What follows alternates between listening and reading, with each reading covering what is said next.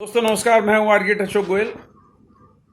पिछले कुछ दिनों से बहुत सारे लोग मेरे को व्हाट्सएप पे और मैसेंजर पे, डीएम पे तरह तरह के इस तरह के समाचार भेज रहे हैं कि अब कुछ सीमेंट कंपनियों ने ऐसे ऐप बना दिए हैं जिसके द्वारा लोग घर बैठे ही नक्शे बना पाएंगे। ना सिर्फ नक्शे बना पाएंगे, बिल्डिंग प्लान्स बना पाएंगे, हाउस प्लान्स बना पाएंगे, एलिवेशन भी बना पाएंगे, 3D व्यूज भी बना पाएंगे। कईयों ने इस तरीके की टिप्पणी की कि अब तो बस्ता पैक कर लो, आपका पर्दा गिरने वाला है, आपका जमाना खत्म हो गया, अब आर्किटेक्चर की पढ़ाई करने का कोई फायदा नहीं है। जब मोबाइल ऐप नक्शे बना देगा, बिल्डिंग प्लान्स बना देगा, हाउस प्लान्स बना देगा, तो आर्किटेक्चर की पढ़ाई में 5 साल 5 लाख से 20 लाख रुपए क्यों बर्बाद कर दें। पहले से ही लोग कैड ऑपरेटर से परेशान थे, नक्शा नवीसों से परेशान थे, और बहुत सारे लोग तो अशोक गोयल की नक्शे वाली किताबों से भी परेशान थे। मेरी 80 और 90 के दशक में नक्शे वाली किताबें 10 लाख से ज्यादा लोगों ने पसंद की, पढ़ी। और लाजमी बात है, जो व्यक्ति नक्शे वाली किताब पढ़ेगा वो उसको रोमांटिक उपन्यास की तरह तो पढ़ेगा नहीं, वो समय काटने के लिए तो पढ़ेगा नहीं। अपनी खून पसीने की कमाई किसी नक्शे वाली किताब पे इसलिए खर्च नहीं करेगा कि उसी किताब पढ़ के आनंद आ रहा। ये कोई मजाहिया किताब तो है नहीं, हास्य रस की कविताएं तो है नहीं, कोई क्राइम थ्रिलर तो है नहीं अशोक गोयल की किताबें, या मर्डर मिस्ट्री तो है नहीं। जब नक्शे वाली किताब है तो नक्शे वाली किताब है, नक्शे देखने के लिए उसने किताब खरीदी है। तो बहुत सारे लोग तो अशोक गोयल जी से ही विचलित थे कि अशोक गोयल ने अगर ये नक्शे वाली किताबें ना लिखी होती और 10 लाख लोगों ने इनकी किताबें ना पढ़ी होती तो शायद कई लाख आर्किटेक्ट्स को रोजगार मिल जाता। अब देश में जिस समय मैंने नक्शे वाली किताबें लिखी थी, मुश्किल से 4-4.5 हजार आर्किटेक्ट थे। आज भी बहुत ज्यादा नहीं है, आज भी करीब 1.5 लाख के आसपास हैं। और उस जमाने में अधिकतर शहरों में मार्केट नहीं थे। राजस्थान में 8 या 10 आर्किटेक्ट थे। कई जो दूर दराज के इलाके हैं, नॉर्थ ईस्ट के जो राज्य हैं, वहां तो संभवतः 1 या 2 आर्किटेक्ट भी नहीं थे। पंजाब में बहुत कम थे, चंडीगढ़ से लोग ऑपरेट करते थे। दिल्ली में थोड़े बहुत थे, दिल्ली के सराउंडिंग में, एनसीआर में नहीं थे। महाराष्ट्र में सबसे ज्यादा थे, और महाराष्ट्र के आर्किटेक्ट्स ने ही देश भर में काम किए, दिल्ली के आर्किटेक्ट्स ने देश भर में काम किए। जो भी बड़े बड़े प्रोजेक्ट्स आप देखते हैं वो दिल्ली या महाराष्ट्र के आर्किटेक्ट्स ने किए। बहरहाल हम बात कर रहे थे जो उन ऐप्स की जिससे लोग चिंतित हैं। ये ऐप कुछ सीमेंट कंपनियों ने बनाए हैं, तो लोग तो अब यहाँ तक कहना उन्होंने शुरू कर दिया कि अब हम इन सीमेंट कंपनियों की सीमेंट खरीदना ही बंद कर देंगे, क्योंकि आर्किटेक्ट्स तय करते हैं कि भवन निर्माण सामग्री कौन सी इस्तेमाल होगी। तो अगर हम इन सीमेंट कंपनियों की सीमेंट खरीदना बंद कर दें तो इनकी अक्ल ठिकाने आ जाएगी। बहुत से लोग सिविल इंजीनियर्स की आर्किटेक्चर के क्षेत्र में, आर्किटेक्चर सर्विसेज में घुसपैठ से बड़े विचलित रहते हैं। दरअसल कठिनाई क्या है? कठिनाई यह है कि हमारा सारा सिस्टम और हमारी सोच इस प्रकार की बनी हुई है, हम सरल मार्ग ढूंढते हैं। अब यूपीएससी में देख लीजिए आप, सिविल सर्विसेज में तकरीबन 1000-1200 सीटें हैं, और 14-15 लाख लोग हर साल इम्तिहान देते हैं। क्यों? क्योंकि उनको पता है कि यूपीएससी क्लियर कर लिया तो हम बन गए राजा। अब राजा बनने के चक्कर में उसमें से राजा बनते हैं 1000 लोग, और बाकी के 14-15 लाख लोग जिनके के 7 या 8 साल सुनहरे साल बर्बाद कर देते हैं अपनी पूरी जवानी के। आईटी में कोई बहुत बड़ी हालत नहीं है। जिसने आईआईटी क्लियर कर लिया तो अखबारों में पैकेज सुनने में आता है, गूगल वाले ने 2 करोड़ का पैकेज दे दिया, फलानी आईटी कंपनी ने इतने करोड़ का पैकेज दे दिया। तो आईआईटी की जहां 11वीं 12वीं में पढ़ाई शुरू होती थी, अब 6ठी वालों को ही, 7th वालों को, 8वीं वालों को, कोचिंग सेंटर वालों ने दर्द पहुंचना शुरू कर दिया। बड़े बड़े कोचिंग सेंटर ऑफलाइन ऑनलाइन दोनों हाइब्रिड मोड में भी कोचिंग दे रहे हैं आपके बच्चे के सुनहरे भविष्य के लिए। अब यही बात लोग कहते हैं कि भाई आर्किटेक्चर में 5 से 15 लाख 5 से 20 लाख रुपए 5 साल में बर्बाद किए शब्द उनके, मेरे नहीं है, मेरे शब्द है खर्च किए या निवेश किए। तो बाहर निकल के क्या मिला? और अखबारों में हम पढ़ते हैं कहीं चपरासी की नौकरी निकली थी तो इतने MBA वालों ने, इतने इंजीनियर्स ने, इतने PhD वालों ने उस नौकरी के लिए अप्लाई किया। भाई चपरासी को कितनी सैलरी मिलती है? 18 से 20 हज़ार। अब वो कहते हैं MBA करने के बाद तो मैं 8 हज़ार की नौकरी नहीं मिल रही। यही बात आर्किटेक्चर वाले उठाते हैं कि भाई आर्किटेक्चर करने के बाद तो जितनी सैलरी मिल रही है इंटर्न को तो बहुत ही कम मिल रही है, और जो फ्रेश आर्किटेक्चर ग्रेजुएट हैं कहीं उनको 8 हज़ार 10 हज़ार 12 हज़ार इतनी सैलरी मिल रही है। वो कहते हैं हमारी गली में जो सफाई कर्मचारी आता है सरकार उसको ज़्यादा सैलरी देती है,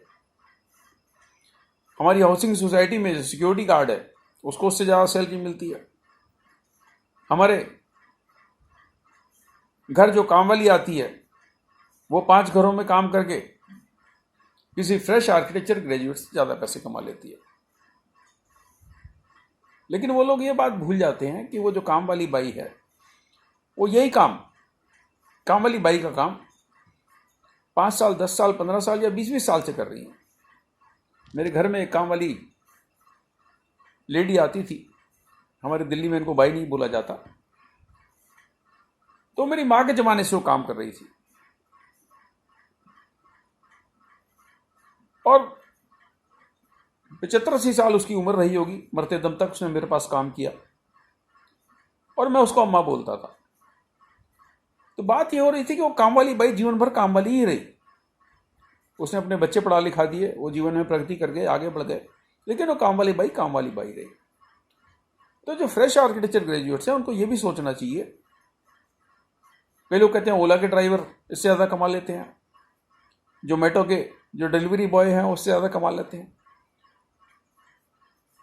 तो जोमेटो के डिलीवरी बॉय या ओला के टैक्सी ड्राइवर या आपके गली के सफाई कर्मचारी या पोस्टमैन या टेलीफोन के लाइनमैन, पक्की बात है कि ये आपसे फ्रेश आर्किटेक्चर ग्रेजुएट से ज़्यादा कमा लेते हैं, लेकिन ये सारे जीवन वहीं रहते हैं। तो ये बात समझनी बहुत ज़रूरी है कि अगर आपको आगे प्रोग्रेस करनी है, बहुत सारे लोग कहते हैं आर्किटेक्चर में सरकारी नौकरियां बहुत कम निकलती हैं। अब सरकारी नौकरी के पीछे लोग क्यों भागते हैं? क्योंकि वो जानते हैं सरकारी नौकरी में जितना आप आउटपुट देते नहीं उससे ज़्यादा आपको तनख्वाह मिलती है। अगर इतना आप आउटपुट किसी प्राइवेट नौकरी में देंगे तो लाजमी बात है वहाँ भी आपकी तनख्वाह अच्छी मिल जाएगी, या इतना आउटपुट आप अपनी प्राइवेट प्रैक्टिस में देंगे तो उसकी तो कोई लिमिट नहीं है। लेकिन लोग कहते हैं नहीं,